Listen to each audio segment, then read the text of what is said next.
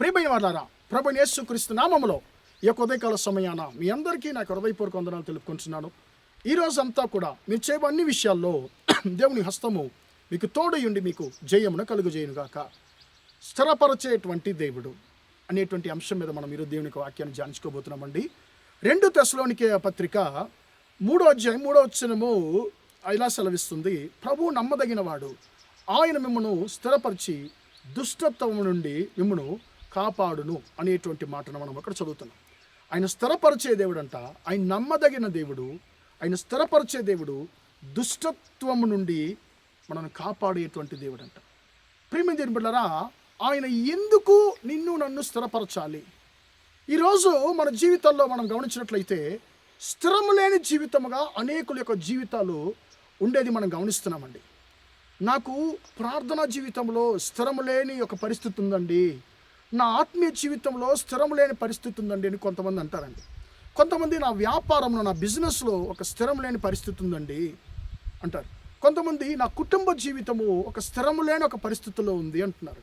ఈరోజు ప్రతి వ్యక్తి ఎదురు చూసేటువంటి ఒక కార్యము ఏంటంటే స్థిరము కావాలి, ఒక స్థిరమైన జీవితము కావాలి, ఒక స్థిరమైన పరిస్థితి నాకు కావాలి, నేను స్థిరపరచబడాలి అనేటువంటి దానిని చాలామంది ఎదురు చూస్తూ ఉంటారండి. ఈ యొక్క అలాంటి తలంపులతో మీరు ఉన్నట్లయితే ఈ వాక్యము మీ కొరకే దేవుడు మాట్లాడుతున్నాడు. ఆయన నమ్మదగిన వాడు, ఆయన నిన్ను స్థిరపరిచేవాడు. ఈ యొక్క సంవత్సరము నీ జీవితాన్ని ఆయన స్థిరపరచబోతున్నాడు. 430 సంవత్సరాలు ప్రియమైన బానిసలుగా ఉన్న ఇశ్రాయేలీలు 40 సంవత్సరాలు స్థిరం లేని వారిగా అరణ్యములో ఇటు అటు తిరుగులాడినటువంటి ఇశ్రాయేలీలు ప్రియమైన బిడ్డలారా, వారిని దేవుడు స్థిరపరిచాడు. ఆగరు, ఆమె స్థిరం లేని ఒక పరిస్థితి ఉన్నది. ప్రియమైన బిడ్డలారా, ఆమె భర్త ద్వారా తరిమేయబడింది, ఆమె అరణ్యంలో ఇటు అటు తిరుగుతుంది. ఆమెని దేవుడు దర్శించాడు, ఆమె జీవితాన్ని స్థిరపరిచాడు. ప్రియమైన బిడ్డలారా, మీ జీవితాన్ని కూడా దేవుడు స్థిరపరచేటువంటి దేవుడిగా ఉంటున్నాడు. ఆయన స్థిరపరచేటువంటి దేవుడు. ఆయన ప్రియమైన బిడ్డలారా స్థిరపరచి, ఇంకొకటి మనం దేంట్లో స్థిరపరచాలంటే ఆయన దేంట్లో స్థిరపరచాలని ఇష్టపడుతున్నాడు? ప్రియమైన బిడ్డలారా, మన యొక్క పరిశుద్ధతలో, పరిశుద్ధమైన జీవితంలో తనలో ఆయన నిన్ను నన్ను స్థిరపరచుకోవాలని చెప్పి ఇష్టపడుతున్నాడు.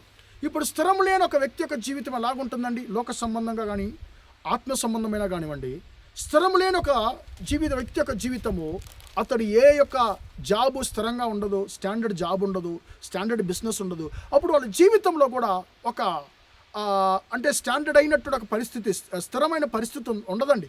వాళ్ళని నమ్మి మనం ఏం చేయలేము.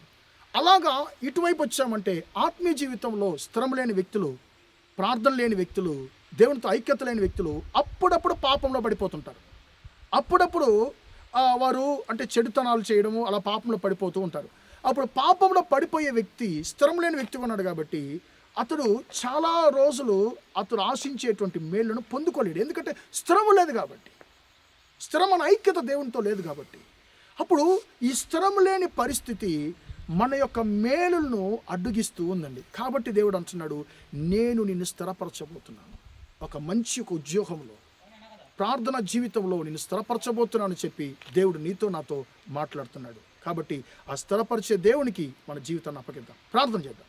ప్రేమగల మా తండ్రి, దయగల దేవ, నీ బంగారు పాదాలకు స్తుతులు స్తోత్రాలు చెల్లిస్తున్నామయ్యా. ఇంతవరకు తండ్రి మీ బిడ్డలు, మీ మాటలు విన్న మీ బిడ్డలు మీరు దీవించండి, ఆశీర్వదించండి తండ్రి. అయ్యా, నువ్వు స్థిరపరిచే దేవుడు తండ్రి.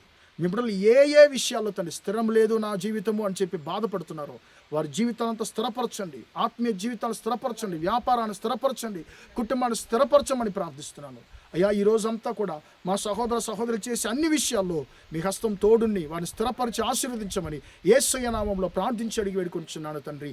ఆమేన్, ఆమేన్. ప్రియమైన వాళ్ళారా, దేవుడు మిమ్మల్ని దీవించి ఆశీర్వదించును గాక. Praise the Lord, praise the lord.